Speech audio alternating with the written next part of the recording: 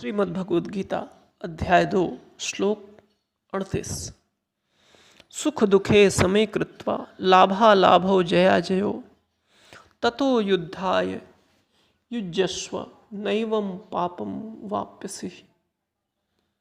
जय पराजय, लाभ हानि और सुख दुख को समान समझकर उसके बाद युद्ध के लिए तैयार हो जा। इस प्रकार युद्ध करने से तू पाप को प्राप्त नहीं होगा। एषा ते अभिहिता सांख्ये बुद्धिर्योगे त्विमां शृणु बुद्ध्या युक्तो यया पार्थ कर्मबंध प्रहास्यसि। हे पार्थ, यह बुद्धि तेरे लिए ज्ञान योग के विषय में कही गई। अब तू इसको कर्मयोग के विषय में सुन। जिस बुद्धि से युक्त हुआ तू कर्मों के बंधन को भली भांति त्याग देगा।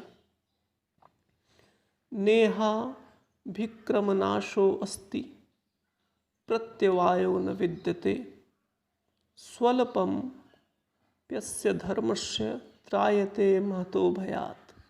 इस कर्मयोग में आरंभ का अर्थात बीज का नाश नहीं है, उल्टा फलरूप दोष भी नहीं है, बल्कि इस कर्म योग रूप धर्म का थोड़ा सा भी साधन जन्म और मृत्यु के महान भय से रक्षा कर लेता है।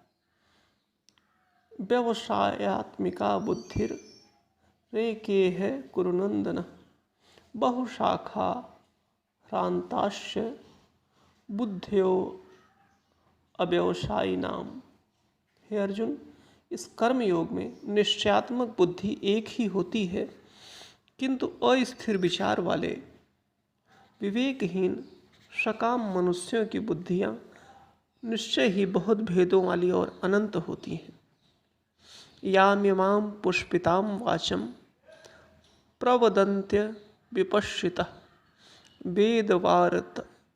वेदवादरतः पार्थः नान्यदस्तीति वादिनः कामात्मना स्वर्गपरा जन्म कर्म फलप्रदां क्रिया विशेष बहुलां भोगैश्वर्यं गति प्रति भोगैश्वर्य प्रसक्तानां तयापहद चेतसां व्यवसायात्मिका बुद्धि समाधो न विधीयते।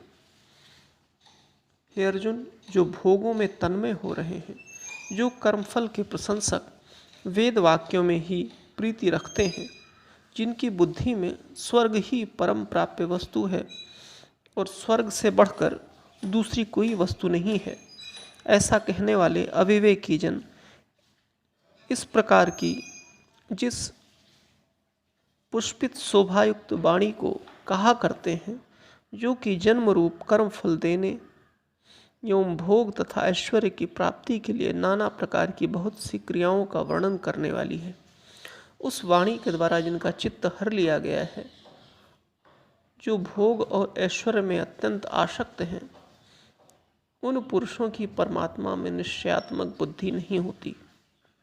त्रैगुण्य विषया वेदा निस्त्रैगुण्यो भवार्जुन निर्द्वंदो नित्यसत्वस्थो निर्योगक्षेम आत्मवान। हे अर्जुन, वेद उपयुक्त प्रकार के 3 गुणों के कार्य रूप समस्त भोगों एवं उनके साधनों का प्रतिपादन करने वाले हैं। इसलिए तू उन भोगों एवं उनके साधनों में आसक्तिहीन, हर्ष शोकादि द्वंद्वों से रहित, नित्य वस्तु परमात्मा में स्थित, योगक्षेम को न चाहने वाला और स्वाधीन अंतःकरण वाला हो।